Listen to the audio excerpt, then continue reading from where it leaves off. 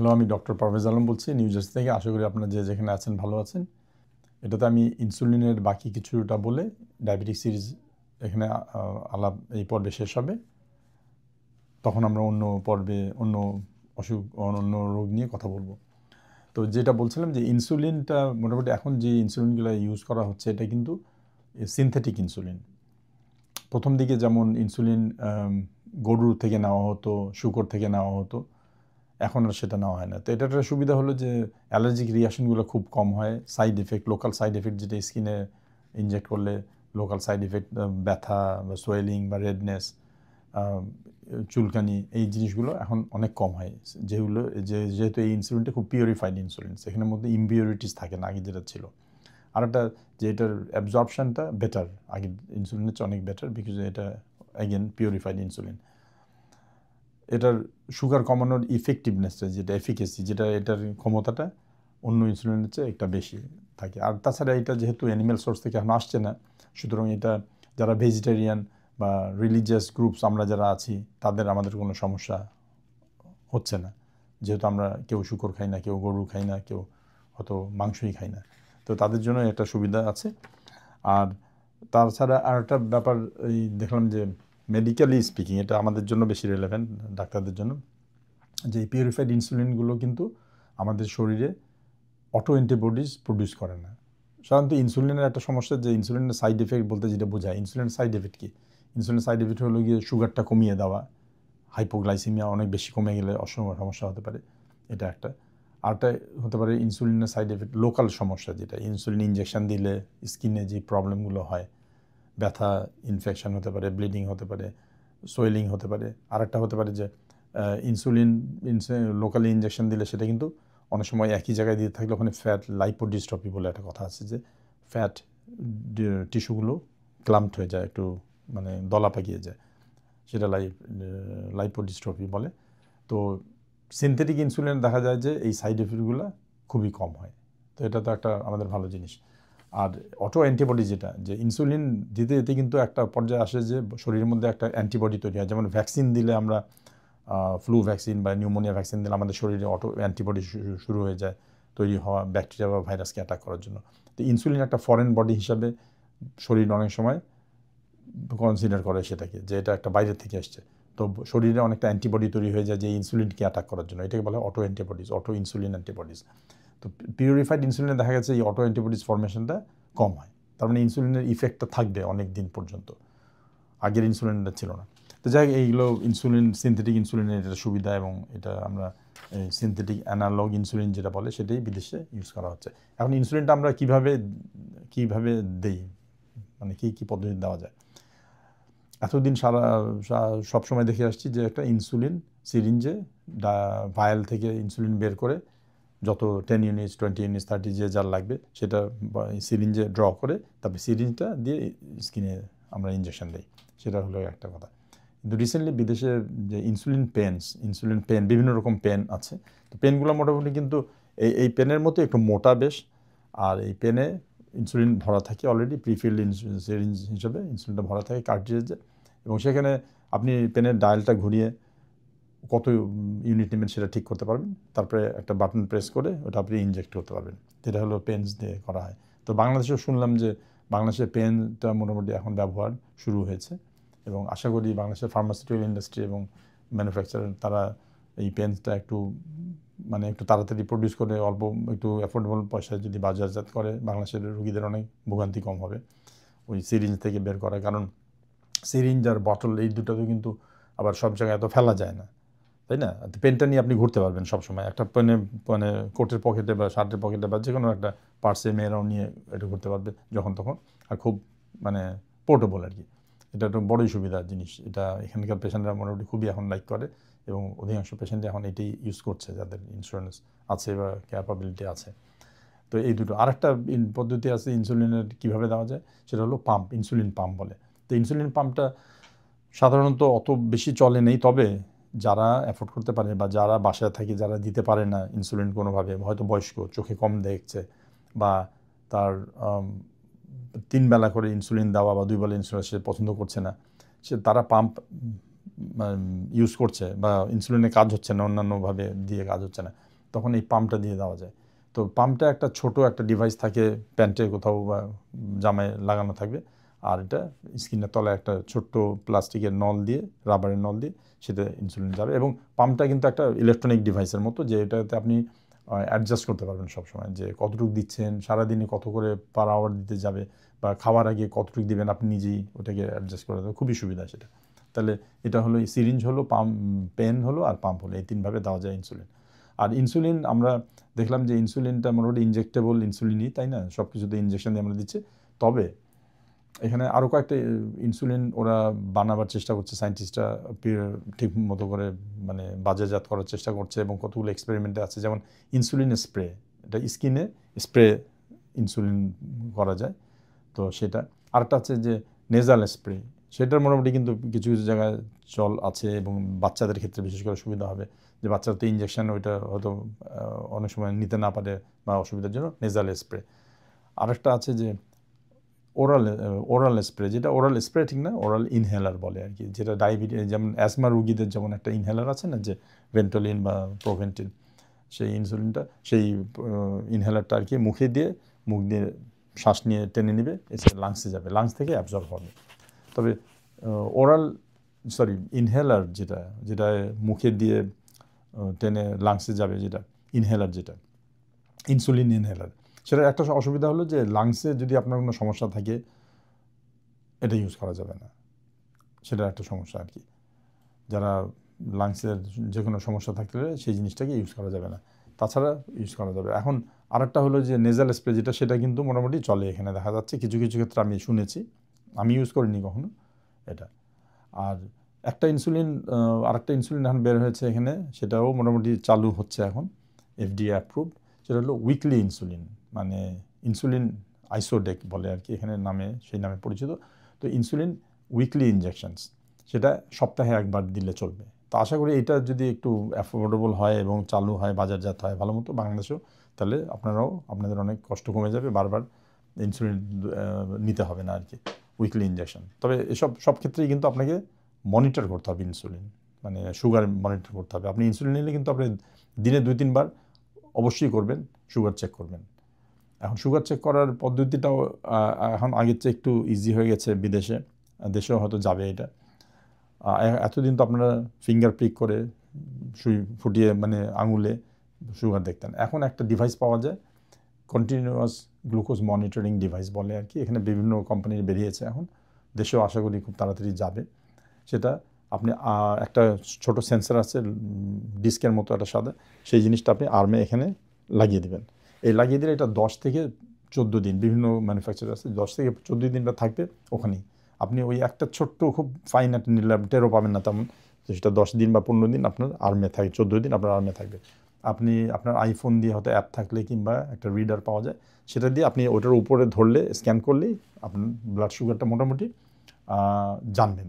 তো সেটা একটা সুবিধা হলো যে 10-14 দিন আপনার কোনো সুই ফোটাতে হলো না, কিন্তু আপনি সুগার জানতে চাচ্ছেন। বিশেষ করে যারা ইনসুলিন নিচ্ছেন তাদের জন্য কিন্তু এটা খুব, আমার মনে হয় খুব একটা কাজের জিনিস আর কি। আর এটার অ্যাকিউরেসিটা কীরকম ওইটা একটু পরে দেখলাম, যে অ্যাকিউরেসিটা মোটামুটি সব ঠিকঠাক থাকলে অ্যাকিউরেসিটা ঠিকই আছে। তবে অবশ্যই আপনি যে ব্লাড নিয়ে যে ডাইরেক্ট যে ঠিকমতো যদি করেন, সেইটার অ্যাকিউরেসিটা একটু কম হবে। তবে দেখা যায় যে না, এটা মোটামুটি চলবে, যে অ্যাকিউরেসিটা একটু কম হয় সেটা অ্যাকসেপ্টেবল আর কি। তো ভালো কথা, তো সেইভাবে যদি করা যায় ভালো। সেটা হলো কন্টিনিউয়াস মনিটরিং ডিভাইস যেটাকে বলে। তো এই ডিভাইসের কথা বললাম, ইনসুলিনের বিভিন্ন টাইপের কথা বললাম।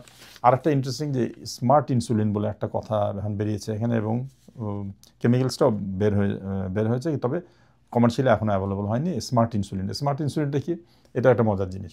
স্মার্ট ইনসুলিন হলো যে ইনসুলিন মলিকিউলটা থাকবে, তার সাথে আরও অন্যান্য মলিকিউল দিয়ে ওইটাকে একটা কমপ্লেক্স মলিকিউল করে, এই কমপ্লেক্স মলিকিউলটা আপনি যদি ইনজেক্ট করেন আমাদের ব্লাডে যায়, আপনার যদি ব্লাড সুগার লেভেল কম থাকে তাহলে এই মলিকিউল কাজ করবে না, মানে এটা ইনসুলিনের মলিকিউলটাকে ইনঅ্যাক্টিভ করে রাখবে, কাজ করবে না। আর আপনার যদি সুগার বাড়তে থাকবে, সুগার বেড়ে গেলে একটা মাত্রার পরে তখন এই ইনসুলিনটা কাজে করবে, এটাকে বলে স্মার্ট ইনসুলিন। তার মানে আপনার ইনসুলিন কম থাকলে তো ইনসুলিনের দরকার হয় না এক্সট্রা, সুতরাং সুগার কম থাকলে তখন এই ইনসুলিন মলিকিউলটা সেন্স করে যে সুগার লেভেল কম আছে এবং এটাকে ইনঅ্যাক্টিভ করে রাখে। আবার যে ইনসুলিন বাড়লো এটাকে মলিকিউলটা অ্যাক্টিভ হয়ে যায়, এটাকে বলে স্মার্ট ইনসুলিন। মানে দেখে মনে হচ্ছে যে আমাদের চেয়ে ওই ইনসুলিনও স্মার্ট হয়ে যাচ্ছে দিন দিন। আইফোন আর স্যামসাং ফোন এসব তো হচ্ছেই, আর আমরা দিন দিন উল্টো দিকে যাচ্ছি আমার মনে হয়। কারণ আমরা খাওয়া দাওয়া ঠিক করছি না, লাইফস্টাইল ঠিক করছি না, টাইপ 2 ডায়াবেটিস বানাচ্ছি, টাইপ 2 ডায়াবেটিস আবার ইনসুলিনও নিচ্ছি। আর এদিকে ইনসুলিনের মলিকিউল, ইনসুলিনের ডিভাইসগুলো আমাদের চেয়ে স্মার্ট। তো আপনারা চেষ্টা করবেন আপনারা যাতে এইগুলো হচ্ছে একটু স্মার্ট হতে পারেন বা তাদের কাছাকাছি থাকতে পারেন। শরীরটাকে চালাতে হবে, আমাদের মনটা চলে বেশি আজকাল, আমরা হাইপার, আমরা মেন্টালি বেশি অ্যাক্টিভ আজকাল, সব কাজেই তো মেন্টালি আমরা খুবই অ্যাক্টিভ হয়ে যাচ্ছি, কিন্তু আমার মনে হয় আমরা শরীরটাকে খুব ঢিলামি দিয়ে দিচ্ছি আর কি। তো আপনার মনের সাথে শরীরটা যদি চালাতে পারেন একসাথে খুবই ভালো হবে। তো যাই হোক, একটু আউট অফ দ্য একটা কথা বললাম। আর একটা কথা যে আমরা যে ইনসুলিন দিব, ইনসুলিনের টেকনিকটা একটু বলে নিই। এই আমরা ইনসুলিন দিব, স্কিনে দিব অবশ্যই। এখন কোথায় কোথায় দেওয়া যায় ইনসুলিনের? অ্যাবডোমেন, যেটা আমাদের পেটের চারিপাশে, নাভির চারিপাশে, এই জায়গাটা সবচেয়ে উপযুক্ত এবং সেটাই সবচেয়ে বেশি ইউজ করা হয়। এবং ঘুরিয়ে ঘুরিয়ে বিভিন্ন সাইটে আমরা দিতে বলি। এক জায়গায় দিলে যাতে সেখানে স্কার টিস্যু ফর্মেশন বা ফ্যাটি লাম্পগুলো না জমা হয়, বা এক জায়গায় ড্যামেজটা যাতে বেশি না, সেজন্য আপনারা ওইটা ঘুরিয়ে ঘুরিয়ে দিবেন, সকাল বিকাল রাত বা প্রত্যেক দিন আরেক দিন এক এক জায়গায় দিবেন। সেটা সাধারণত বলা হয় যে নাভির চারিপাশে। আর চারিপাশে বলতে টু বি প্রেসাইজ আর কি, নাভির 2 ইঞ্চি, সাধারণত বলে 2 ইঞ্চি দূরে সার্কেল করে তার বাইরে দিতে হবে। নাভির 2 ইঞ্চির মধ্যে দেওয়া যাবে না, সেখানে টিস্যুটা যেরকম আছে সেখানে অ্যাবজর্পশনটা ঠিক মতো হবে না। তো তার পাশে দেওয়া যাবে, ঘুরিয়ে ঘুরিয়ে দেওয়া যাবে। এখানেই সবচেয়ে বেশি অ্যাবজর্পশন হয় ইনসুলিন। তারপরের সেকেন্ড সাইডটা হলো আমাদের আর্ম, এই আমাদের বাহুর বাইরে এবং পিছন দিকে যে স্কিনটা আছে সেখানে ইনসুলিন দেওয়া। অ্যাবজর্পশনটা অ্যাবডোমেনের মানে পেটের অ্যাবজর্পশন হচ্ছে একটু কম হবে, কিন্তু বেটার, অন্য জায়গার চেয়ে বেটার। অন্য জায়গাটা কি, সেটা হলো কি একটা থাইতে, উরুতে আমরা দেই, থাইতে অনেকে দেয়। আবার একটা আছে পিছনে, বাটক্সে পিছনেও দেওয়া যেতে পারে। তো সাধারণত থাইতে আর বাটক্সে দিলে অ্যাবজর্পশনটা একটু কম হয়, বেশ কম হয়, স্লো হয় অনেকটা। এখন ইনসুলিন আমরা দিলে, কোনো জায়গায় ইনসুলিন দিলে সেই জায়গাটার যদি টিস্যুকে এক্সারসাইজ করানো হয়, যেমন আর্মে যদি দিলাম বা পায়ে দিলাম বা বাটকে দিলাম, আমরা যদি এক্সারসাইজ করি সেসব জায়গা থেকে কিন্তু অ্যাবজর্পশনটা বেশি হতে পারে। এটা জাস্ট জেনে রাখা ভালো যারা ইনসুলিন আপনারা ব্যবহার করেন।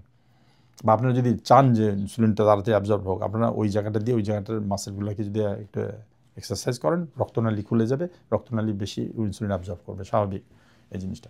আরেকটা হলো যে অনেক সময় দেখা যায় যে ওই জায়গাটা যদি ঠান্ডা থাকে, আপনি যদি বাইরের থেকে আসলেন বা শীতকাল বা ওই জায়গাটা ঠান্ডা থাকলে কিন্তু ইনসুলিন দিলেন, কিন্তু ওই জায়গাটা যদি আপনি একটু হিট ম্যাসাজ করেন, গরম করেন, তাহলে কিন্তু আপনার অ্যাবজর্পশনটা একটু বাড়বে। এই নলেজ দুটো থাকা ভালো আর কি মনে হয়। এখন ইনসুলিনটা আপনি দিবেন কিভাবে? এই ইনসুলিনটা কিন্তু আপনার যেতে হবে যে স্কিনে দেওয়া যাবে না, মাসেলে দেওয়া যাবে না, এই দুটোর মাঝখানে দিতে হবে, স্কিন আর মাসেলের মাঝখানে দিতে হবে।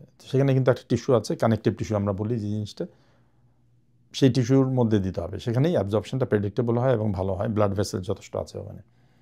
মাসেলে দিলে কিন্তু তাড়াতাড়ি অ্যাবজর্পশন হয়ে যাবে, কারণ মাসেলের রক্ত বেশি থাকে আর কি, তাড়াতাড়ি অ্যাবজর্ব হয়ে যাবে। সেটা থেকে আপনার সুগার হঠাৎ করে কমে যেতে পারে। আরটা হলো যে স্কিনে যদি দিয়ে যান, ওখানে স্কিনে আটকে থাকে বা ওখানে ইনসুলিনটা দেন, তাহলেও কিন্তু অ্যাবজর্পশনটা খুব একটা হবে না। আর তাছাড়া ওখানে ফুলে যাবে, ব্যথা হবে, পেইন হতে পারে, ইনফেকশন হতে পারে, লাম্প হতে পারে একটা, আর অ্যাবজর্পশন তো হবেই না। সেটা কিন্তু ইনসুলিন দেওয়া যাবে না, তার মাঝখানে দিতে হবে, ইনসুলিন আর মাসেলের মাঝখানে দিতে হবে। কীভাবে দেওয়া যায়? তাহলে সেটা সুবিধার জন্য সাধারণত করা হয় যে আপনি স্কিনটাকে একটু চিমটিতে ধরে একটু উঠাবেন, একটা ফোল্ড, স্কিন ফোল্ড বলে যেটাকে, স্কিন ফোল্ডটাকে উঠাবেন পুরোটা, উঠিয়ে ওই স্কিন ফোল্ডের মাঝখানে ওইখানে আপনি 90 ডিগ্রিতে ওই নিডলটা ঢুকাবেন। ঢুকালে কিন্তু প্রথমে স্কিনে যাবে, তারপর স্কিনটা একটু চলে গেলে কিন্তু আপনার একটু মানে মনে হবে যে একটু রেজিস্ট্যান্স কমে গেল, একটু মানে প্রেশারটা কমে গেল, তখন আপনারা বুঝলেন যে ওখানে গেল। আর নিডলগুলো সাধারণত আজকাল এমন করা হয় যে ওটা ওইভাবে স্কিন ফোল্ড করলে ওই নিডল আপনি পুরোটা ঢুকালেও সেফ, ওটা মাসেলে যাবে না, সুতরাং ওটা নিয়ে বেশি চিন্তা করার দরকার নেই। তো এইভাবে আপনি দিলেন।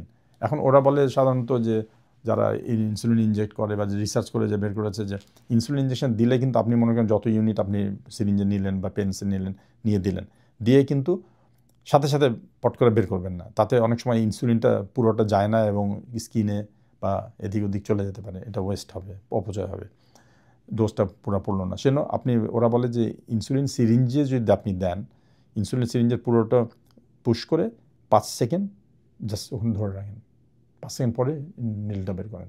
আর আপনি যদি পেন ইউজ করেন, সে পেন ইউজ করে ওরা সাধারণত বলে যে ওই বাটন প্রেস করে পুরোটা গেল যখন ইনসুলিনটা, তারপরে 10 সেকেন্ড ওখানে ধরে রাখবেন, তারপরে পেনটা বের করবেন। তো এই করলে বলে যে মোটামুটি ডোজটা সম্পূর্ণভাবে জায়গা মতো যায়। তো এটা একটা জাস্ট প্রিকশন আর কি। তো মোটামুটি এইটা বলছি, আর কিছু আছে কি না দেখি। আর তোমার আরেকটা ব্যাপার যে কত ডোজে কত কোন ইনসুলিন কম্বিনেশনে কোন কোন সময় আপনি নেবেন, সেটা কিন্তু অবশ্যই আপনি আপনার ডাক্তারের সাথে আলাপ করে ঠিক করবেন, কারণ সেটা ডিপেন্ড করবে কিন্তু আপনার সুগারটা কতটা আনকন্ট্রোল, আপনি কত তাড়াতাড়ি সুগারটাকে কন্ট্রোল করতে চান, আপনার খাওয়া দাওয়ার প্যাটার্ন কী, আপনার ঘুমানোর প্যাটার্ন কী, আপনার অফিসের শিডিউল কীরকম, যে কখন কোন সময় খাবেন, বা মনে করেন রোজার সময়, ফাস্টিংয়ের সময়।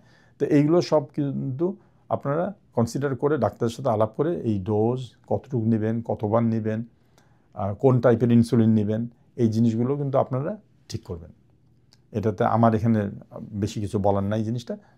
আর ইনসুলিনের ট্যাবলেট সম্বন্ধে তো আমি বেশি কিছু ডিটেলসে বলতে চাই না, সেই জিনিসটা আপনার ডাক্তারের সাথে আলাপ করে নেবেন। যে এই ইনসুলিন ইউজ করলেই যে আপনি ট্যাবলেট ইউজ করতে পারবেন তা না, কিন্তু ইনসুলিনের সাথে আমি সাধারণত আমার সব পেশেন্টকে আমি বলি ইনসুলিনের সাথে তোমরা মেটফরমিন যে ট্যাবলেটটা আছে সেটা কন্টিনিউ করো, কারণ মেটফরমিন একটা বিশেষ ট্যাবলেটস, সেই জিনিসটা কিন্তু খালি সুগার যে কমায় সেটা না, কিন্তু এটা ডায়াবেটিক প্রসেসটাকে একটু স্লো ডাউন করে, এটা আপনার ইনসুলিন সেন্সিটিভিটিকে বাড়িয়ে দেয়, ইনসুলিন রেজিস্ট্যান্স যেটা সেটাকে একটু অ্যাড্রেস করে।